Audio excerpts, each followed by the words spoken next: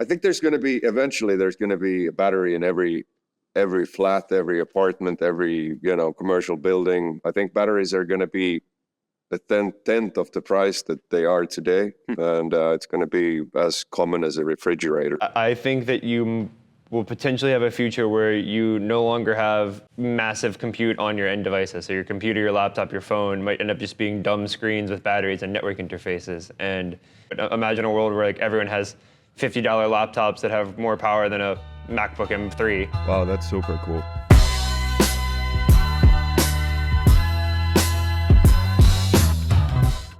I'm Forrest Heath. I'm the founder of Somos. We are an internet company in Colombia, and basically what we do is we build literally everything from the submarine cables to the routers in people's homes to make them have super fast, super cheap internet. So I'm Oskari Jaakkola, and I'm the CEO of Cactos. What Cactos does, we do battery energy storage.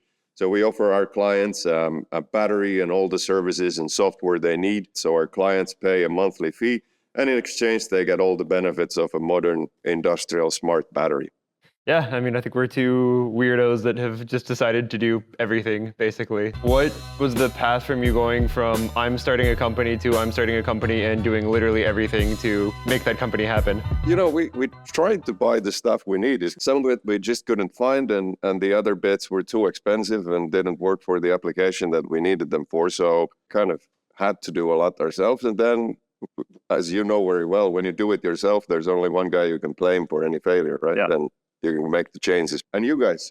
Yeah, I mean, I came to Colombia and I didn't speak any Spanish. I didn't know anything about Telecom. So all this whole process has sort of been an idiot abroad figuring out how to make stuff happen, and trial and error and a lot of screwing up and a lot of YouTube premium usage. But no, I mean, I kind of think of like a lot of these things as the analogy that has always struck me is sailing, where it's like, in sailing, you know you want to go somewhere. Like you see a point, a buoy that you're sailing towards. You can practically never go there straight, right? Like you're always tacking back and forth. And the act of tacking is reading the wind. It's reading the conditions of the market, the technological landscape. You have to be kind of like constantly adapting and being a good skipper. And I think like building weird integrated hardware stuff, like there's a bunch of stuff that you can't really look it up. But there's not like a person to ask. You sort of just have to go confront and face reality and like make contact with reality enough times that you're able to sort of build the intuition.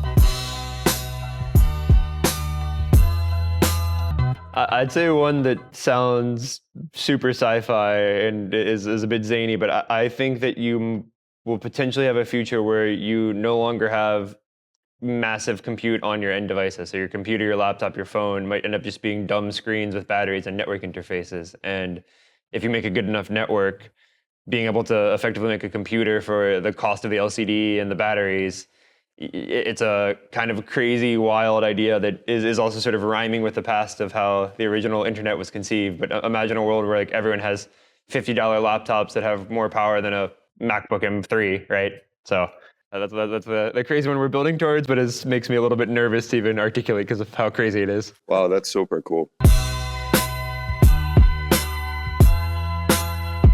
One thing that I really admire about this crazy Finn next to me here is that there are very few people that have the chutzpah and intelligence and capability to go build stuff from scratch, particularly in the real world. And I feel very lonely a lot of times and encountering other people that have that same mental model. And it's really, really cool to meet somebody who actually goes and like walks the walk. So thank you for being a badass. The thing that I admire about Forrest is, I mean, he's in a traditional industry, telecom, in a country that is not necessarily the traditional hub for a startup, Colombia, and still you've managed to build up a very impressive vertically integrated business there. That's something, and I think you guys have a bright future ahead. Let's just get you guys like high-fiving each other. Fuck yeah. Infrastructure, Infrastructure, baby. from scratch. King of asset classes.